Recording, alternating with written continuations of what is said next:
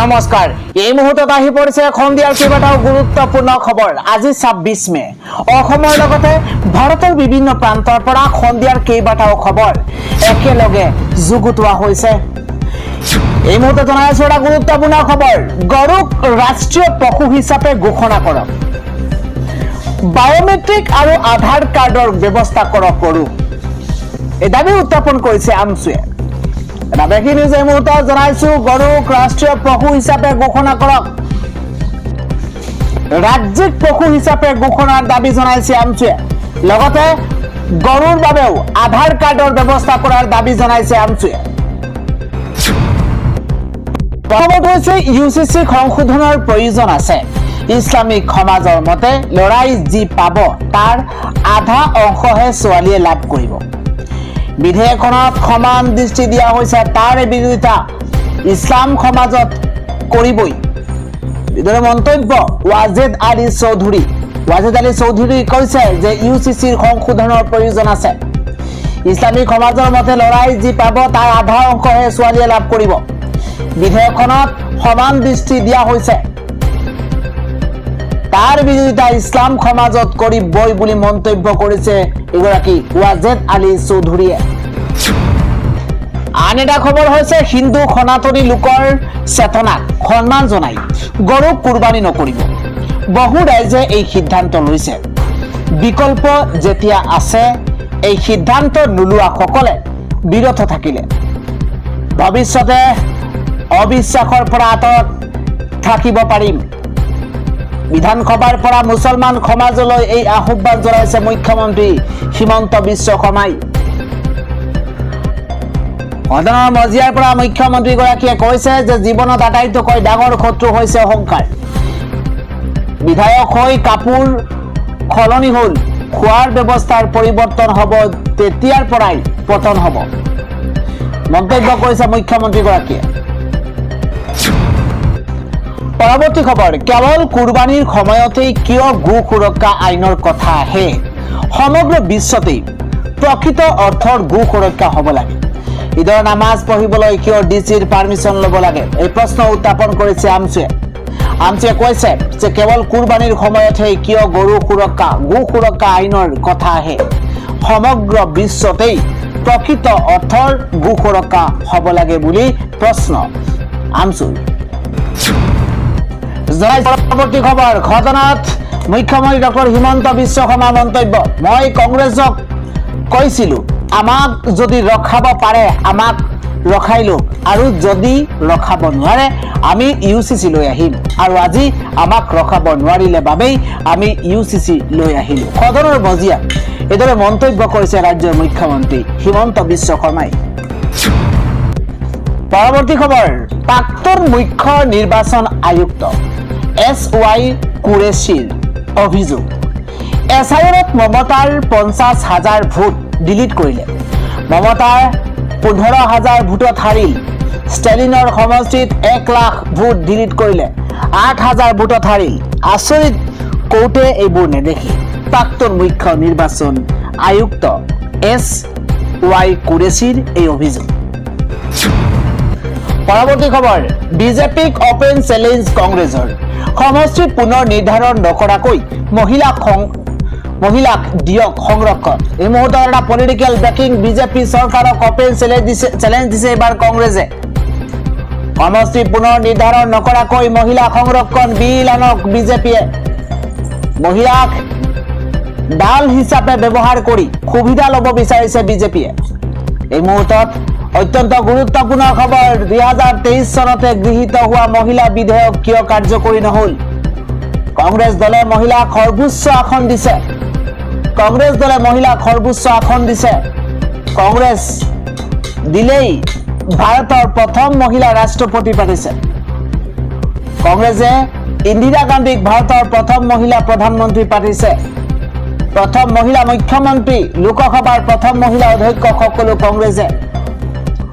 কংগ্ৰেছে পাতিছে অসমৰ প্ৰথম মহিলা মুখ্যমন্ত্ৰী আনোৱাৰা টাইমুৰক কংগ্ৰেছে পাতিছে সেই কংগ্ৰেছক বিজেপিয়ে সমালোচনা কৰিলে ভাল নেদেখি কংগ্ৰেছে 2026 নিৰ্বাচনত 13 গৰাকী মহিলা প্ৰাৰ্থী দিছে বিজেপিয়ে মাত্ৰ 7 গৰাকী মহিলাকহে নিৰ্বাচনৰ বাবে আগুৱাই দিছে। এয়াই হৈছে কংগ্ৰেছ বিজেপিৰ মাজত মহিলাৰ প্ৰতি সন্মানৰ পাৰ্থক্য। বিজেপিক এইদৰে তোলা ধুনা কংগ্ৰেছী বিধায়ক জাকিৰ হুছেইন সিকদাৰৰ। আগবাঢ়িছো পৰৱৰ্তী খবৰ। তামিলনাডুৰ কৃষকসকললৈ মুখ্যমন্ত্ৰীৰ বিজয় থালাপতিৰ বৃহৎ উপহাৰ। সমবায় বেংকৰ পৰা লোৱা শস্য ঋণত 50,000 টকা পৰ্যন্ত ৰেহাই ঘোষণা কৰিছে থালাপতি চৰকাৰে। উপকৃত হ'ব 14,22,000 কৃষক। আন এটা খবৰ হৈছে জাকিৰ হুছেইন সিকদাৰ। বিধায়ক জাকিৰ হুছেইন সিকদাৰে বিজেপি চৰকাৰক চ্যালেঞ্জ দিছে। বিজেপি চৰকাৰৰ যদি সাহস আছে 126টা বিধানসভা সমষ্টি আৰু 14টা লোকসভা সমষ্টিত 33% নাৰীৰ বাবে সংৰক্ষণ কৰক। কংগ্ৰেছে মুকলিকৈ সমৰ্থন কৰিব, কিন্তু নাৰীক সন্মান জনোৱাৰ কথা কৈ তেওঁলোকৰ সুবিধা অনুসৰি সমষ্টি পুনৰ নিৰ্ধাৰণ কৰি পুনৰ নিৰ্বাচন জয় হোৱাৰ এটা বিজেপিৰ চক্ৰান্ত। পৰৱৰ্তী খবৰ। ৰাজ্যৰ বিধায়ক লৈ মুখ্যমন্ত্ৰী হিমন্ত বিশ্ব শৰ্মাৰ কঠোৰ সকিয়নি। বিধায়ক হলো বুলিয়ে অহংকাৰ নকৰিব মুখ্যমন্ত্ৰীৰ আহ্বান। বিধানসভাৰ মজিয়াৰ পৰা মুখ্যমন্ত্ৰী হিমন্ত বিশ্ব শৰ্মাই আহ্বান জনাইছে। বিধায়ক হল বুলিয়ে অহংকাৰ নকৰিব। আজি বিধায়ক বুলিয়ে কাইলৈ হৈ থাকিব বুলি কোনো কথা নাই।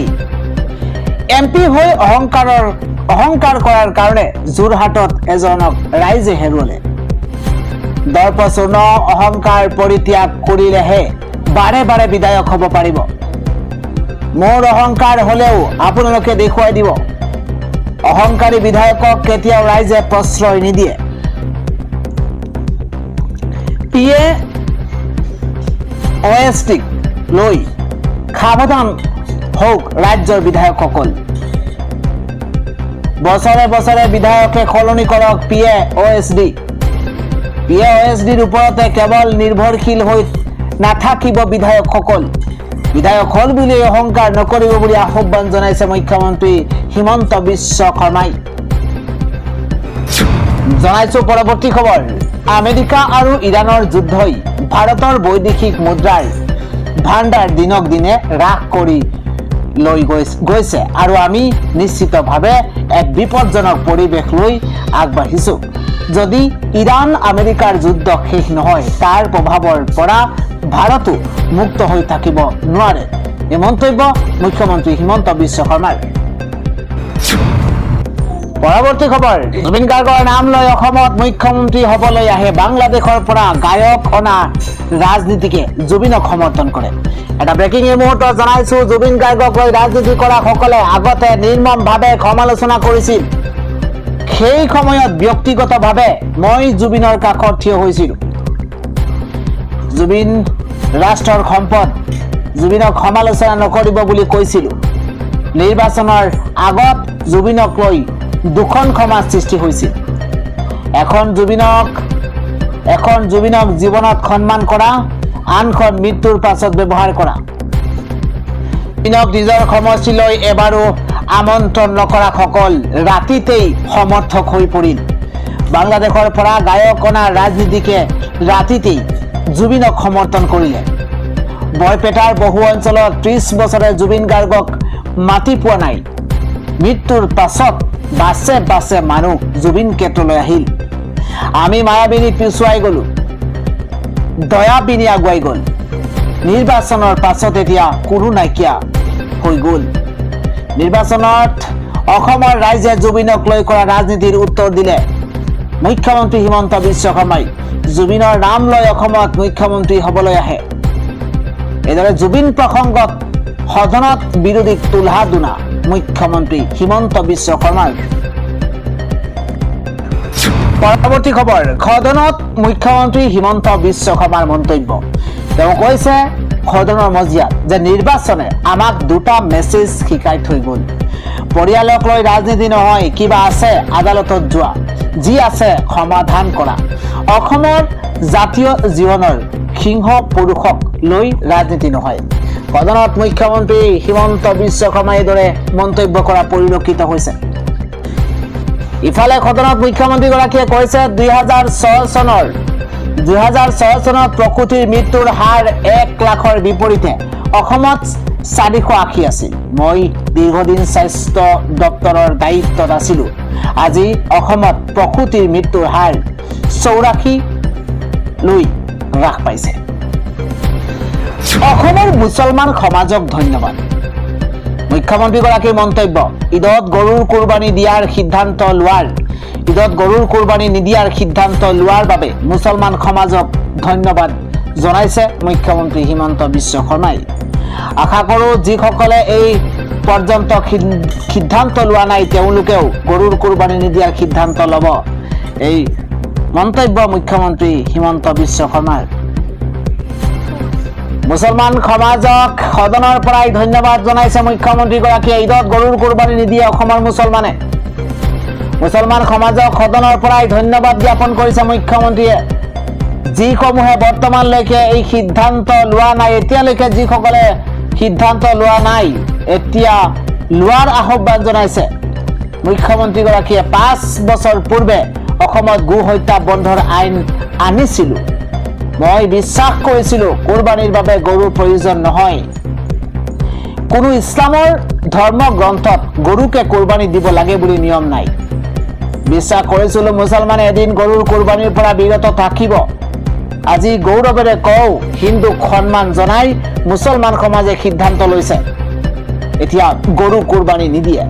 প্ৰায়বোৰ মুছলমান সমাজে গৰুক কুৰবানী নিদিয়াৰ সিদ্ধান্ত লৈছে আৰু কৈছে যিসকলে এতিয়াও সিদ্ধান্ত লোৱা নাই অতি শীঘ্ৰেই সিদ্ধান্ত লওক। এয়া ৰাইজৰ সমন্বয়ৰ এক ইংগিত। অনাগত দুদিনত বাকী থকা সকলেও গৰুৰ কুৰবানী নিদিয়াৰ সিদ্ধান্ত ল'ব বুলি মই ভাবোঁ। আশা কৰোঁ এইবাৰ অসমৰ কতোতে গৰুৰ কুৰবানী দিয়া নহ'ব। ঈদত গৰুৰ কুৰবানী নিদিয়ে অসমৰ মুছলমানে।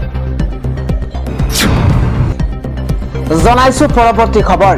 কৰ্মচাৰীক দৰমহা দিবলৈ কেন্দ্ৰীয় চৰকাৰৰ মুখলৈ চাই থাকিবলগীয়া হৈছিল।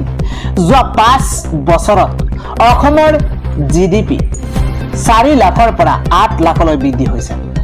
2028 চনৰ ভিতৰতে 10 লাখ কোটিলৈ বৃদ্ধি পাব অসমৰ অৰ্থনীতি। দৰিদ্ৰ লোকৰ সংখ্যা 40ৰ পৰা 17% হ্ৰাস পাইছে। অনাগত 5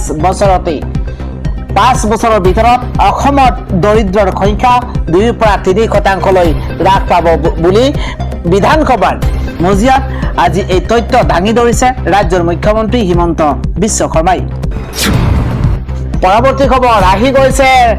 ৰাজ্যত নতুন নিয়ম, শিক্ষক-শিক্ষয়িত্ৰীয়ে শ্ৰেণীকোঠাত ব্যৱহাৰ কৰিব নোৱাৰিব মোবাইল ফোন। এই মুহূৰ্তত সবাতোকৈ ডাঙৰ খবৰ জনাইছো। শিক্ষক-শিক্ষয়িত্ৰীসকলৰ বাবে অত্যন্ত এটা জৰুৰী খবৰ আহি পৰিছে। কিন্তু এতিয়াৰে পৰা মোবাইল ব্যৱহাৰ আপুনি সাৱধানে কৰক। মোবাইল ব্যৱহাৰ কৰাক লৈ শিক্ষক-শিক্ষয়িত্ৰীসকললৈ নিৰ্দেশনা আহি পৰিছে। এটা ব্ৰেকিং এই মুহূৰ্তত জনাইছো। শ্ৰেণীকোঠাৰ ভিতৰতে মোবাইল চাব নোৱাৰিব। পাঠদান চলি থকাৰ সময়তে সম্পূৰ্ণৰূপে নিষিদ্ধ কৰা হৈছে মোবাইল ফোন।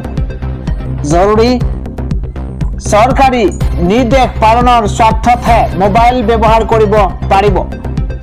শীঘ্ৰেই নিৰ্দেশনা কাৰ্যকৰী কৰিবলৈ প্ৰতি বিদ্যালয়ৰ প্ৰধান শিক্ষকলৈ দায়িত্ব দিয়া হৈছে। নিয়ম উলংঘা কৰিলে বিভাগীয় পদক্ষেপ গ্ৰহণ কৰা হ'ব। চৰকাৰী প্ৰাদেশিক প্ৰাথমিক উচ্চ প্ৰাথমিক বিদ্যালয়লৈ নিৰ্দেশনা। বজালী জিলা প্ৰাথমিক শিক্ষা বিষয়াৰ কাৰ্যালয়ৰ নিৰ্দেশ। কেৱল বজালী জিলাতেই নহয় প্ৰযোজ্য হ'ব এই নিৰ্দেশনা। শিক্ষক-শিক্ষয়িত্ৰীলৈ এক জৰুৰী খবৰ আহি পৰিছে।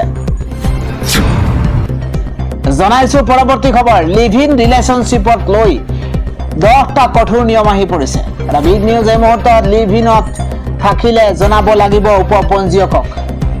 গুৰুত্বপূৰ্ণ খবৰ এই মুহূৰ্তত জনাইছো। উপপঞ্জীয়কে জনাব লাগিব আৰক্ষী থানাত।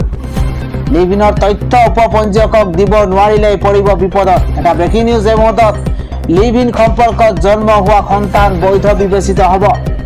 ৰাজ্যৰ বাহিৰত থকা অসমৰ নাগৰিকো মানিব লাগিব এই নিয়ম। লিভ ইনৰ তথ্য নিদিলে দোষী প্ৰমাণিত হ'ব যুৱক যুৱতী। লিভ ইনৰ তথ্য দিব নোৱাৰিলে হ'ব 6 মাহৰ জেল। উপপঞ্জীয়কক তথ্য নিদিলে 3 মাহৰ কাৰাদণ্ড। 3 মাহৰ কাৰাদণ্ডৰ লগতে 25,000 টকা জৰিমনা বিহা হ'ব। লিভ-ইন ত্যাগ কৰিলে ভৰণ পোষণৰ অধিকাৰ দাবী কৰিব পাৰিব। লিভ-ইনত থাকিলে জনাব লাগিব উপপঞ্জীয়কক। লিভ-ইনৰ তথ্য উপপঞ্জীয়কক দিব নোৱাৰিলেই মহা বিপদত পৰিব।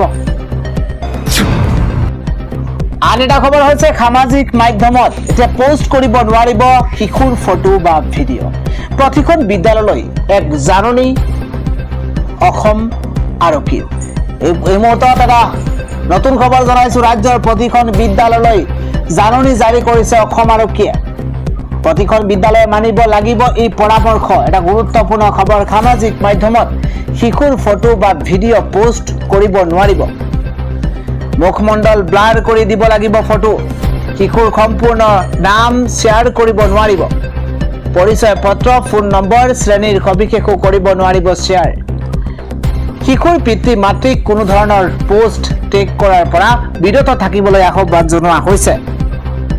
শিশুৰ পিতৃ মাতৃক কোনো ধৰণৰ পোষ্ট টেগ কৰাৰ পৰা বিৰত থাকিবলৈ আহ্বান জনোৱা হৈছে। স্কুলীয়া ভ্ৰমণ, অনুষ্ঠান, আউটডোৰৰ প্ৰকৃত সময় কৰিব নোৱাৰিব পোষ্ট। প্ৰচাৰ কৰাৰ পূৰ্বে প্ৰতিটো পোষ্ট পুনৰীক্ষণৰ আহ্বান জনাইছে। অভিভাৱকে আপত্তি কৰা যিকোনো বিষয়বস্তু ততালিকে আঁতৰাব লাগিব। শিক্ষক আৰু কৰ্মচাৰীক এআইৰ অপব্যৱহাৰ সন্দৰ্ভত সজাগ কৰিবলৈ আহ্বান জনোৱা হৈছে। প্ৰতিখন বিদ্যালয়লৈ 8টাকৈ পৰামৰ্শ দিছে অসম আৰক্ষীয়ে। আগবাঢ়িছো পৰৱৰ্তী খবৰ। কোৰবানীক বকৰীদত পশু বলি নিষিদ্ধৰ ইংগিত। কোৰবানীক লৈ বৃহৎ ৰায়দান ন্যায়ালয়ৰ। এই মুহূৰ্তত এটা জৰুৰী খবৰ। বকৰীদৰ পূৰ্বে ন্যায়ালয়ৰ কোৰবানীক লৈ বৃহৎ ৰায়দান আহি পৰিছে। গো কোৰবানীৰ বিৰোধিতা কৰি ন্যায়ালয়ৰ নিৰ্দেশনা। বকৰীদত পশু বলি নিষিদ্ধৰ ইংগিত দিয়া হৈছে। কোৰবানীৰ কোনো উৎসৱৰ অংশ হ'ব নোৱাৰে। কলকাতা হাইকোৰ্টৰ কোৰবানীক লৈ বৃহৎ ৰায়দান। এই মুহূৰ্তত অত্যন্ত ডাঙৰ খবৰ এই মুহূৰ্তত জনাইছো।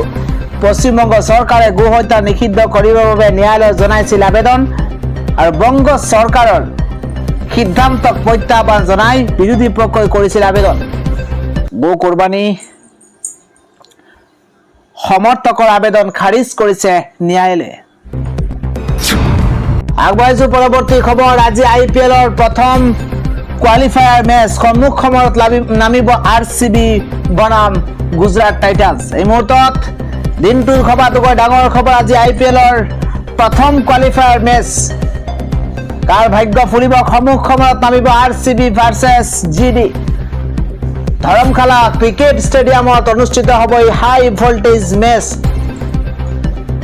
আজিৰ মেচত জয়লাভ কৰা দলে পোনপটীয়াকৈ প্ৰৱেশ কৰিব ফাইনেলত। আপুনি কাক ফাইনেলত যাব বিচাৰে? আপুনি কোনটো দলৰ সমৰ্থক? কাক আপুনি আজিৰ মেচখনত জয়ী হ'বলৈ বিচাৰে? কমেণ্ট ছেকশ্যন খোলা আছে, আপুনি কমেণ্ট কৰক। আজিৰ মেচত জয়লাভ কৰা দলে পোনপটীয়াকৈ ফাইনেলত প্ৰৱেশ কৰিব। আজি মেচত আপোনাৰ প্ৰিয় টিম কোনটো? কোন টিমটোক আপুনি ভাল পায়? আপুনি কমেণ্ট ছেকশ্যনত লিখক আৰু শুভেচ্ছা জনাওক। যিহেতু আজি RCB ভাৰ্চেছ গুজৰাট টাইটান্সত দুইটা দলৰ মাজত দুৰ্দান্ত প্ৰদৰ্শন হ'ব, আৰু কোনে আজিৰ মেচখনত জয়লাভ সাব্যস্ত কৰিব সেই আপোনাৰ মতামত কমেণ্ট ছেকশ্যনত জনাব পাৰে। জনাইছো পৰৱৰ্তী খবৰ। মূল্যবৃদ্ধিক আমি এৰাই চলিব নোৱাৰো। ৰাজ্যৰ অৰ্থনীতি সুৰক্ষিত কৰি ৰখাটোৱেই এই সময়ৰ ডাঙৰ প্ৰত্যাহ্বান। ইৰাণ আমেৰিকাৰ যুদ্ধৰ বাবে দেশৰ বৈদেশিক মুদ্ৰাৰ ভাণ্ডাৰ হ্ৰাস পাইছে। প্ৰধানমন্ত্ৰীৰ লগতে আমাকো এই কথাই চিন্তিত কৰি তুলিছে। তাৰ পৰিণতিত দেশৰ পেট্ৰল আৰু ডিজেলৰ দাম বৃদ্ধি হৈছে। যুদ্ধৰ পৰিসমাপ্তি ঘটিলে এই সমস্যাৰ সমাধান হ'ব বুলি মন্তব্য মুখ্যমন্ত্ৰীগৰাকীৰ। জনাইছো পৰৱৰ্তী খবৰ। এজনো উচ্ছেদিত ভাৰতীয় নহয় বুলি প্ৰমাণ দিব নোৱাৰিলে চৰকাৰে। কোনে মন্তব্য কৰিছে জনাইছো। এজনো উচ্ছেদিত ভাৰতীয় নহয় বুলি প্ৰমাণ দিব নোৱাৰিলে চৰকাৰে। অসমৰ সন্তানক ভূমিৰ অধিকাৰৰ পৰা বঞ্চিত কৰিছে বিজেপিয়ে। এটা বিগ নিউজ। উচ্ছেদ কৰা ভাৰতীয় নাগৰিকক দিয়ক পুনৰ সংস্থাপন। বিধানসভাত এই দাবী জনাইছে কংগ্ৰেছৰ বিধায়ক নুৰুল হুদাই। নুৰুল হুদাই মন্তব্য কৰিছে যে উচ্ছেদ কৰা ভাৰতীয় নাগৰিকক বহিৰাগত বুলি প্ৰমাণ দিব নোৱাৰিলে উচ্ছেদ কৰা ভাৰতীয় নাগৰিকক পুনৰ সংস্থাপন দিয়ক চৰকাৰে। বিধানসভাত এই দাবী উত্থাপন কৰিছে কংগ্ৰেছৰ বিধায়ক নুৰুল হুদাই। উচ্ছেদ কৰা প্ৰতিজনেই ভাৰতীয় নাগৰিক। উচ্ছেদ কৰি সেইসকলক অচিনাকি বুলি ক'লে চৰকাৰে। নগাই লৈ গ'ল উচ্ছেদ কৰা বেদখল মুক্ত কৰা ভূমি। উৰিয়াম ঘাটৰ উচ্ছেদিত ভূমিত নগাই লগাইছে ফলক, কিন্তু এই ক্ষেত্ৰত কাণ খাৰ নাই চৰকাৰৰ।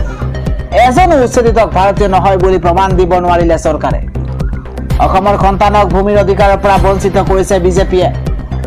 উচ্ছেদ কৰা ভাৰতীয় নাগৰিকক পুনৰ সংস্থাপন দিবলৈ আহ্বান জনাইছে বিধায়ক নুৰুল হুদাই।